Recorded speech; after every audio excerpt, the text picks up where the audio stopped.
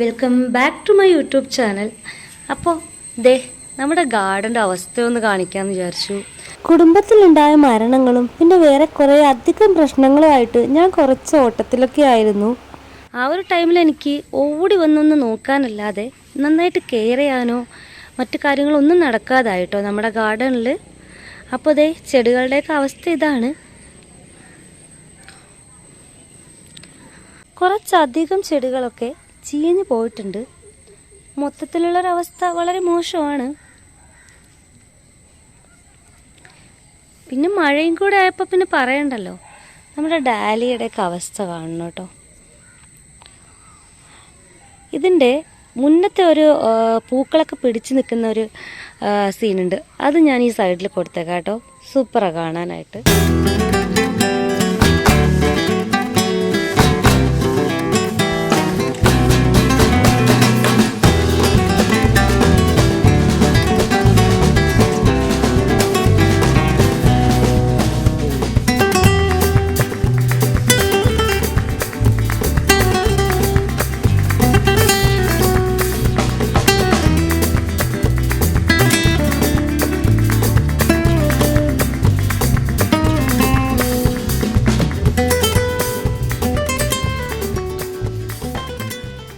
ഇതാണ് അവസ്ഥ.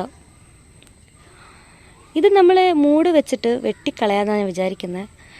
എന്തായാലും ഇതിനകത്ത് കിഴങ്ങുണ്ടാവും, പുതിയ തൈകൾ വരുമായിരിക്കും.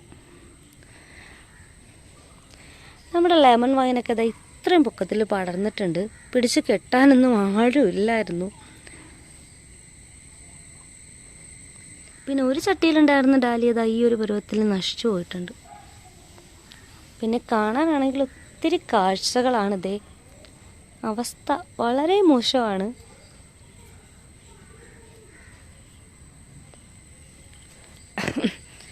പിന്നെ മഴ കൊണ്ടുള്ള ഒരു ഗുണമെന്ന് പറഞ്ഞാൽ കുറച്ച് ചെടികൾക്കൊക്കെ പുതിയ ജീവൻ വെച്ചിട്ടുണ്ട് കേട്ടോ. പൂക്കളൊക്കെ നന്നായിട്ട് വിരിഞ്ഞ് നല്ല എനർജറ്റിക് ആയിട്ട് നിൽപ്പുണ്ട്. നമ്മുടെ 10 മണിപ്പാടത്തിൻ്റെ അവസ്ഥ ഇതാണ് കേട്ടോ. വളരെ മോശമായിട്ടുണ്ട്. കാരണം നല്ല മഴയാണ്, നിർത്താതെയുള്ള മഴ. നല്ല വെയിലുള്ള ഭാഗത്താണ് വെച്ചിട്ടുള്ളത് കേട്ടോ. മഴ മാറുമ്പോൾ വരുന്ന വെയിൽ നന്നായിട്ട് കിട്ടുന്ന രീതിയിലാണ് വെച്ചിട്ടുള്ളത്. പക്ഷേ ഒരു 10-15 ദിവസമായിട്ട് ഇങ്ങോട്ട് നോക്കാനോ വരാനോ ഒന്നും പറ്റിയിട്ടുണ്ടായില്ല. അപ്പോൾ ഫുള്ളിങ്ങനെ കാട് കയറിയിട്ട് നല്ല മോശമായിട്ടുണ്ട് അവസ്ഥ. അപ്പോൾ ഇനി ഞാൻ വിചാരിക്കുന്നത് കുറച്ച് 10 മണിയുടെ തണ്ടുകളൊക്കെ പിരിച്ചിങ്ങനെ നട്ടിട്ട് നമുക്കിതൊക്കെ ഒന്ന് ക്ലിയറാക്കി കളഞ്ഞിട്ട് ഒന്നേന്ന് നടാം എന്നുള്ളൊരു പ്ലാനാണുള്ളത് ഇപ്പോൾ. അതേ നടക്കൂ. കാരണം ഈ കാടൊക്കെ വൃത്തിയാക്കുന്നത് വളരെ ബുദ്ധിമുട്ടുള്ളൊരു കാര്യമാണ്. അഥവാ ഇനി നമ്മൾ ഈ ഗാർഡനിലേക്ക് നോക്കിയിട്ടില്ലെങ്കിൽ തീർച്ചയായിട്ടും ഇതൊക്കെ നശിച്ചു പോകും. നമ്മുടെ ബട്ടൺ റോസിലൊക്കെ ഇഷ്ടം പോലെ പൂക്കളാണ് കേട്ടോ. മഴ പിടിച്ചതുകൊണ്ടാണ് ഈ ഒരു അവസ്ഥ. നല്ല മഴയൊക്കെ നനഞ്ഞ് നല്ല അടിപൊളിയായിട്ട് നിൽക്കുന്നുണ്ട്. അതെ, നമ്മുടെ കാറ്റ്സ് ക്ലോ നന്നായിട്ട് പടർന്നു തുടങ്ങിയിട്ടുണ്ട്. ഒരുപാട് ശിഖരങ്ങളൊക്കെ ആയിട്ട് നെക്സ്റ്റ് ഇയർ പൂക്കുമായിരിക്കും. കാരണം ഇവിടെ നല്ല വെയിലടിക്കുന്ന ഒരു പ്ലേസാണ് കേട്ടോ. പിന്നെ നമ്മുടെ റോസൊക്കെ ഇന്നലെ വൈകുന്നേരം വന്നിട്ട് ഞാനൊന്ന് കട്ട് ചെയ്ത് വിട്ടുകൊടുത്തിട്ടുണ്ട്. കാരണം മോശം അവസ്ഥയിലായിരുന്നു.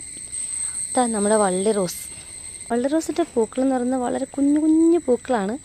ബട്ട് ഇങ്ങനെ കൊലകുത്തി പൂക്കുന്നതുകൊണ്ട് കാണാൻ നല്ല ഭംഗിയാണ്. അതുപോലെ നല്ല ഡാർക്ക് റെഡ് കളറാണ് കേട്ടോ. ക്യാമറയിൽ ആ റെഡ് കളർ കിട്ടുന്നില്ല. പിന്നതെ എല്ലാ റോസും ഞാൻ കട്ട് ചെയ്ത് വിട്ടിട്ടുണ്ട്. കാരണം മഴ ആയതുകൊണ്ട് തന്നെ ഈ ഒരു കട്ടിങ് അവർക്ക് ആവശ്യമാണെന്ന് തോന്നുന്നു.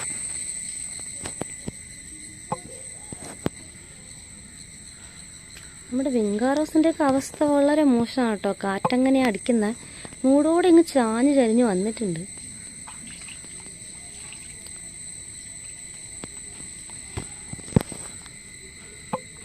ഈ പൂക്കളൊക്കെ ഞാൻ ഇപ്പോഴാണ് കാണുന്നത് കേട്ടോ. പിന്നെ നമ്മുടെ മണിമുല്ല ഞാൻ പ്രതീക്ഷിച്ചതുപോലെ അതെ പടർന്ന് പന്തലിച്ചിട്ടുണ്ട്. നെക്സ്റ്റ് ഇയർ നമുക്ക് പൂക്കളൊക്കെ തരുമായിരിക്കും. ഈ ഒരു ചെടിയുടെ പേര് ഓർമ്മയിൽ കിട്ടുന്നില്ല. നമ്മുടെ സർബത്തിൻ്റെ പൂ പോലൊക്കെ, പാഷൻ ഫ്രൂട്ട് അല്ലേ, അതിൻ്റെ പൂ പോലെയാണ് ഇതിൻ്റെ പൂ വരുന്നത്. പക്ഷെ കാണാൻ ഭയങ്കര ഭംഗിയാണ് കേട്ടോ. വീടിനടുത്തുള്ളൊരു നഴ്സറിയിൽ പോയപ്പോൾ അവിടെ പൂത്ത് നിൽക്കുന്നത് കണ്ടിട്ട് അതിൻ്റെ തൈ വാങ്ങിച്ച് നട്ടതാണ്. ആൾ പുഷാറാ നിൽപ്പുണ്ട്. നമ്മുടെ വീട്ടിൽ കുരങ്ങന്മാരുടെ ശല്യം നല്ല കൂടുതലാണ് കേട്ടോ. വീട്ടിൽ മാത്രമല്ല നാട്ടിലും.